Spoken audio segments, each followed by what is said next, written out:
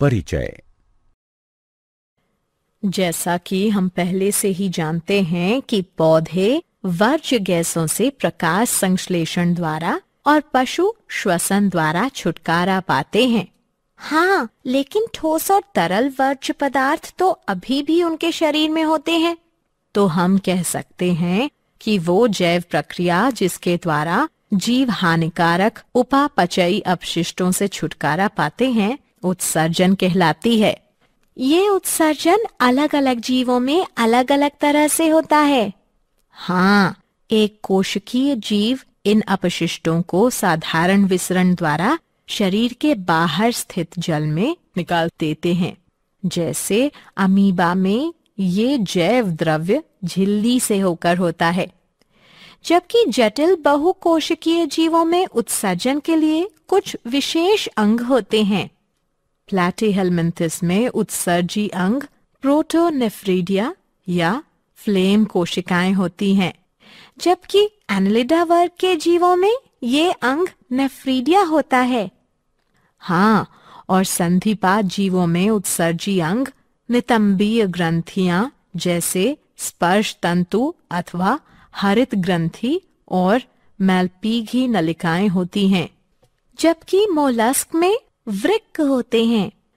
ठीक इसी तरह शूलचर्मियों में त्वचा पर उपस्थित पोप्युली उत्सर्जी अंग होते हैं, जबकि यूरोकॉर्डेट में तंत्रिका ग्रंथि और सिफेलोकॉर्डेट में प्रोटोनेफ्रिडिया ये कार्य करती हैं।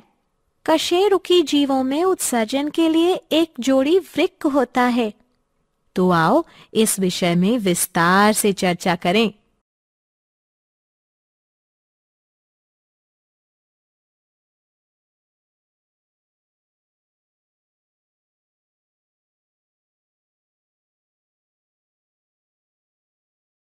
उद्देश्य। इस पाठ के अंत में आप निम्न करने में सक्षम हो जाएंगे: पशुओं और पौधों में उत्सर्जन को समझना, उत्सर्जन के प्रकारों के बारे में जानना, मानव में उत्सर्जन को समझना, उत्सर्जन संबंधी सभी अंगों के बारे में जानना, फेफड़ों द्वारा होने वाले उत्सर्जन को समझना, त्वचा से होने वाले उत्सर्जन के बारे में जानना, बृहदांत्र से होने वाले उत्सर्जन को समझना,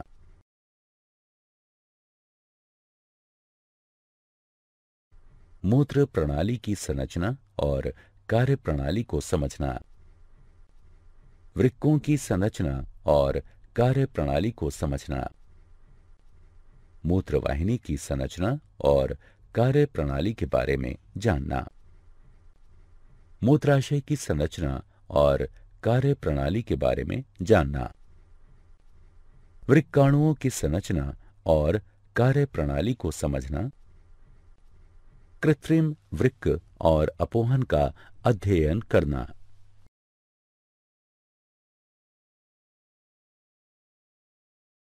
मानव में उत्सर्जन। मानव में प्राथमिक उत्सर्जन तंत्र में एक जोड़ी वृक्क, एक जोड़ी मूत्रवाहिनी, एक मूत्राशय और एक मूत्र मार्ग होता है, जबकि मनुष्य के माध्यमिक उत्सर्जन तंत्र में फेफड़े, त्वचा, बड़ी आंत और यकृत शामिल हैं। फेफड़ों द्वारा उत्सर्जन। फेफड़े श्वसन के समय उत्पन्न हुई कार्बन डाइऑक्साइड और जल वाष्प का उत्सर्जन करते हैं।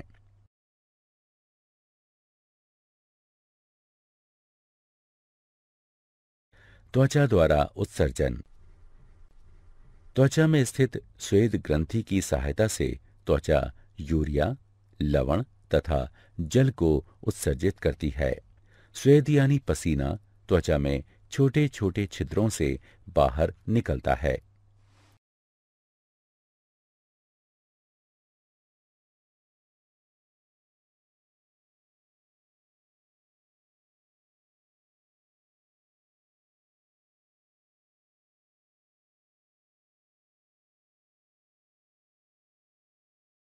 बृहदांत्र द्वारा उत्सर्जन। बृहदांत्र गुदा की सहायता से ना पचने योग्य भोजन को मल के रूप में बाहर निकाल देती है। यह अपशिष्ट पदार्थों का भंडारण क्षेत्र है, जहां ये बाहर निकाले जाने की प्रतीक्षा करते हैं।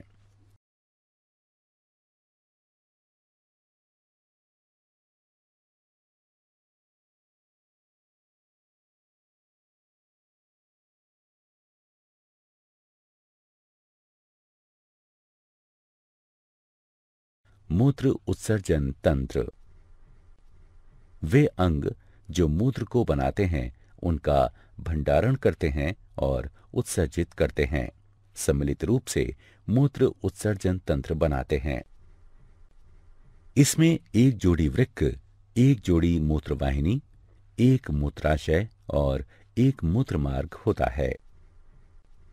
वृक्क में उत्पन्न मूत्र मूत्रवाहिनियों से गुजरकर मूत्राशय में पहुंचता है। यहां यह तब तक एकत्र होता है जब तक कि यह मूत्र मार्ग के जरिए बाहर ना निकल जाए। वृक्क। उदर में मेरुदंड के दोनों ओर एक एक वृक्क होता है। वे बड़े, लाल, भूरे और सेम की आकृति के होते हैं। दाईं ओर के वृक्क की स्थिति थोड़ी सी नीचे की ओर होती है। वृक्क की अवतलता को नाभिका कहते हैं, जो हमेशा भीतर की ओर होती है। प्रत्येक वृक्क लगभग 10 लाख निस्यंदन एकक या वृक्काणुओं से बना होता है। एक व्यक्ति को स्वस्थ रखने में वृक्क का ठीक ढंग से काम करना बेहद आवश्यक होता है।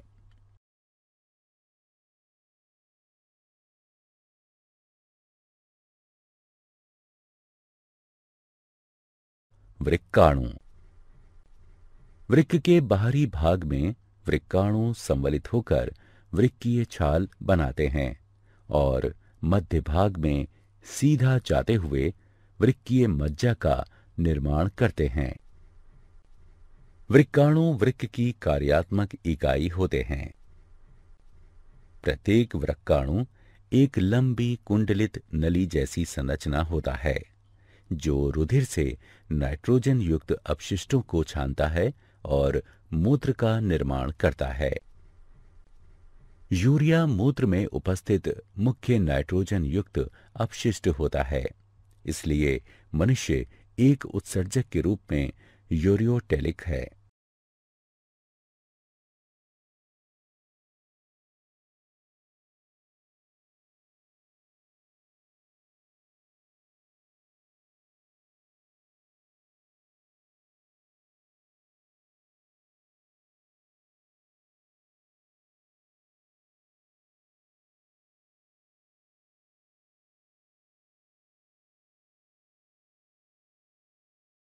मूत्र वाहिनियां। ये लंबी, संकरी, पतली भित्ति वाली नली जैसी संरचनाएं होती हैं, जो वृक्क की नाभिका से प्रारंभ होकर नीचे की तरफ जाती हुई मूत्राशय से मिलती हैं। मूत्र वाहिनियां मूत्र को वृक्क से मूत्राशय तक क्रमाकुंचन द्वारा ले जाती हैं। मूत्राशय। मूत्राशय एक पतली भित्ति वाली, लचीली, नाशपाती के आकार की और प्रासार्य थैली होती है, जो उदर के निचले भाग में स्थित होती है।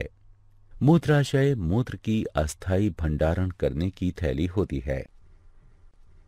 मूत्राशय कोमल मांसपेशियों से बना होता है, इसलिए यह तंत्रिका तंत्र के नियंत्रण में होता है। यही वजह है कि हम मूत्र त्याग करने की इच्छा को नियंत्रित कर सकते हैं। मूत्र मार्ग। मूत्र मार्ग एक मांसपेशीय और नलीदार संरचना है, जो मूत्राशय से शरीर के बाहर तक होता है। मूत्र मार्ग ही मूत्र को शरीर से बाहर निकालता है। बोमन संपुट। बोमन संपुट 2 भित्ति वाला एक कप होता है, जो वृक्कीय छाल में उपस्थित होता है। यह समतल कोशिकाओं से बनी पतली और अर्धपारदर्शी उपकला का बना होता है। बोमन संपुट के विवर में रुधिर कोशिकाओं का एक गुच्छा होता है जिसे ग्लोमेरुलस कहते हैं। यह अभिवाही धमनी के विभाजित होने के फलस्वरूप बनता है। बोमन संपुट और ग्लोमेरुलस को सम्मिलित रूप से मैलपीघी का अथवा वृक्कीय संपुट कहते हैं। ग्लोमेरुलस वह जगह है जहां दाब के अंतर्गत छनन होता है, जिसे अति सूक्ष्म छनन कहते हैं। इस प्रकार बना हुआ निस्यंद ग्लोमेरुलर अथवा वृक्कीय निस्यंद कहलाता है। वृक्कीय नलिकाएं। वृक्कीय नलिका लंबी और कुंडलित होती है तथा 3 भागों में बटी होती है। निकटस्थ संवलित नलिका, हेनले का लूप, दूरस्थ संवलित नलिका। निकटस्थ संवलित नलिका वृक्क का संवलित भाग होती है तथा वृक्कीय छाल में स्थित होती है। यहाँ वृक्कीय निस्यंद से सोडियम, कैल्शियम, अमीनो अम्ल इत्यादि का चयनित पुनरावशोषण होता है। हेनले का लूप नलिका का यू आकृति का भाग होता है तथा वृक्कीय मज्जा में उपस्थित होता है। यह 2 शाखाओं का बना होता है। अवरोही शाखा यह पतली भित्ति की होती है तथा आरोही शाखा यह मोटी भित्ति की बनी होती है। अवरोही शाखा जल के लिए पारदर्शी होती है, किंतु खनिजों जैसे सोडियम क्लोराइड के लिए अपारदर्शी होती है। आरोही शाखा खनिजों जैसे सोडियम क्लोराइड के लिए तो पारदर्शी होती है, किंतु जल के लिए अपारदर्शी होती है। यहाँ मूत्र की सांद्रता बढ़ती है। दूरस्थ संवलित नलिका वह संवलित भाग है जो वृक्कीय मज्जा में स्थित होता है। यह संग्राही नलिका में खुलता है। वृक्कीय निस्यंद में उपस्थित अधिकतम जल की मात्रा दूरस्थ संवलित नलिका तथा संग्राही नलिका की भित्ति द्वारा पुनरवशोषित हो जाती है।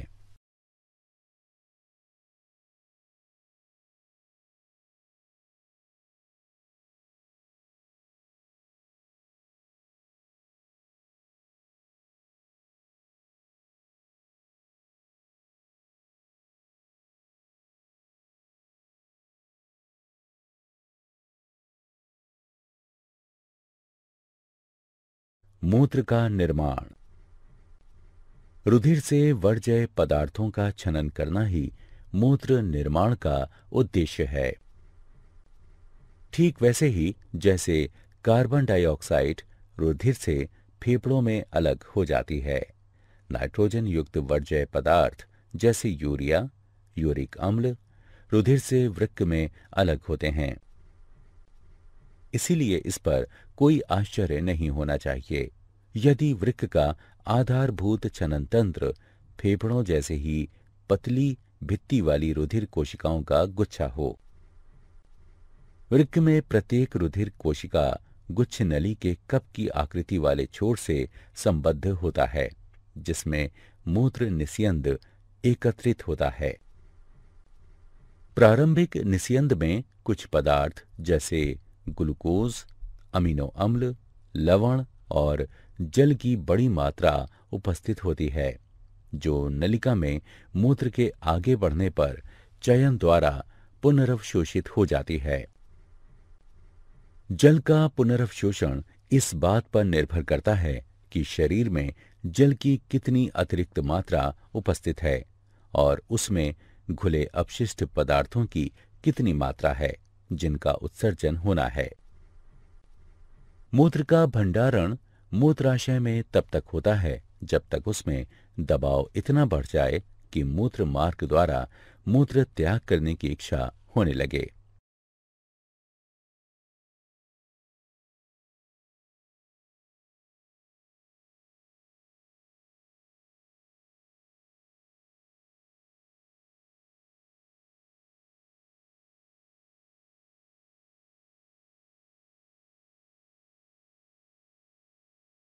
कृत्रिम वृक्क, रुधिर अपोहन। वृक्क जीवित रहने के लिए अनिवार्य अंग है। बहुत से कारक जैसे संक्रमण, चोट अथवा वृक्क में बाधित रुधिर संचार वृक्क की क्रियाशीलता को कम कर देते हैं। इसके कारण शरीर में विषैले वर्ज्य पदार्थ एकत्रित होने लगते हैं, जिसके कारण मृत्यु भी हो सकती है। वृक्क के कार्य बंद कर देने की स्थिति में कृत्रिम वृक्क का उपयोग किया जा सकता है, जो नाइट्रोजन युक्त वर्ज्य पदार्थों को रुधिर से अपोहन द्वारा हटाने का उपकरण है। कृत्रिम वृक्कों में बहुत सी नलिकाएं, जिनमें एक अर्ध पारदर्शी रेखा होती है, अपोहन विलयन से भरी टंकी में डूबी होती हैं। इस द्रव का परासरण दाब रुधिर के परासरण दाब के बराबर होता है, लेकिन इसमें नाइट्रोजन युक्त वर्ज्य पदार्थ नहीं होते हैं। रोगी का रुधिर इन्हीं नलिकाओं से होकर गुजरता है। यहां से गुजरते समय रुधिर में उपस्थित वर्ज्य पदार्थ विसरण द्वारा अपोहन विलयन में चले जाते हैं। शुद्ध रुधिर को पुनः रोगी के शरीर में भेज दिया जाता है। यह वृक्क की कार्यप्रणाली के ही समान है, लेकिन यह अलग है क्योंकि इसमें पुनर्वशोषण नहीं होता है। साधारणतया एक स्वस्थ वयस्क के वृक्क में प्रतिदिन 180 लीटर प्रारंभिक निस्यंद बनता है। हालांकि प्रतिदिन उत्सर्जित मात्रा 1 या 2 लीटर ही होती है, क्योंकि बाकी बचा निस्यंद वृक्क नलिकाओं में पुनर्वशोषित हो जाता है।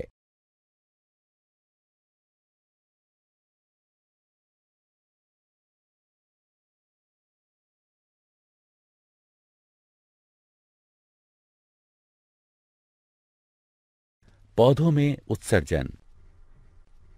पौधों में उत्सर्जन पशुओं से अलग दूसरे ही तरह से होता है। प्रकाश संश्लेषण के समय बनी ऑक्सीजन ही इनमें वर्ज्य पदार्थ होती है।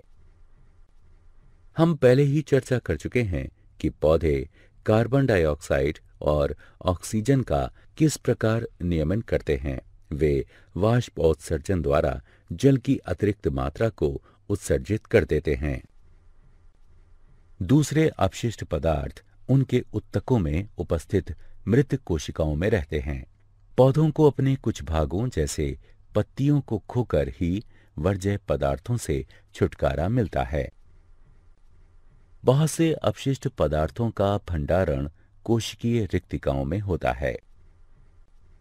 वर्ज्य पदार्थ पत्तियों में एकत्रित हो जाते हैं, जो बाद में टूट जाती हैं। दूसरे वर्ज्य पदार्थ जैसे रेजिन और गोंद पुराने जाइलम में एकत्रित होते हैं। पौधे कुछ अपशिष्ट पदार्थों को अपने आसपास की मृदा में भी उत्सर्जित करते हैं। क्या आप जानते हैं, शरीर से मूत्र को बाहर निकालना मिक्चुरेशन है, जिसे साधारणतया मूत्र त्याग करना कहते हैं। मधुमेह में ग्लाइकोजूरिया नाम की शर्करा की मात्रा बढ़ जाती है।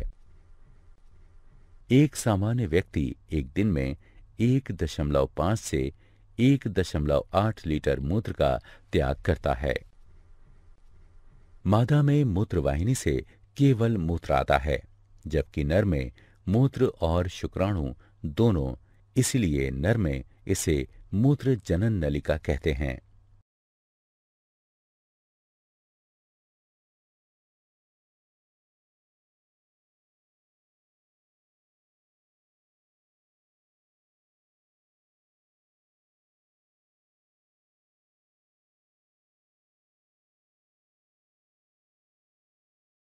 सारांश। आइए हमने जो कुछ सीखा है उसे संक्षेप में दोहराएं। उत्सर्जन में नाइट्रोजन युक्त वर्ज्य पदार्थों को बाहर निकाला जाता है, जबकि ऑस्मो रेगुलेशन में शरीर द्रव में जल की मात्रा को नियंत्रित किया जाता है। अलग अलग पशुओं में अलग अलग उत्सर्जी अंग होते हैं, जबकि निम्न स्तरीय जीवों में शरीर की त्वचा से ही उत्सर्जन होता है। मनुष्य का उत्सर्जन तंत्र वृक्क मूत्रवाहिनियों, मूत्राशय और मूत्र मार्ग से मिलकर बना होता है। वृक्क में उत्सर्जी इकाइयां होती हैं जिन्हें वृक्काणु कहते हैं। प्रत्येक वृक्काणु बोमन संपुट और वृक्कीय नलिका से मिलकर बना होता है। बोमन संपुट में ग्लोमेरुलस होता है जिसमें अति सूक्ष्म छनन होता है, जबकि वृक्कीय नलिकाओं में चयनित पुनरवशोषण होता है।